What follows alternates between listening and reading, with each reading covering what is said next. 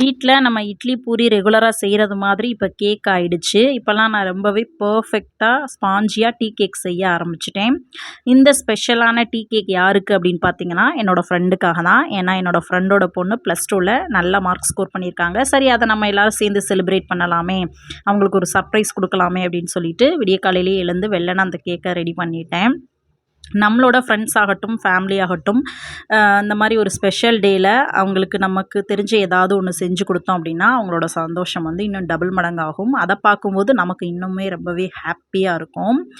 சரி நம்ம செஞ்ச டீ கேக்க அவங்களுக்கு கொண்டு போய் குடுத்துறலாம் சர்ப்ரைஸா அப்படின்னு சொல்லிட்டு அவங்களுக்கு கால் பண்ணேன். கால் பண்ணா அவங்க வந்து காலேஜ் அட்மிஷனுக்காக திருச்சி போயிட்டுருக்கதா சொல்லிட்டாங்க.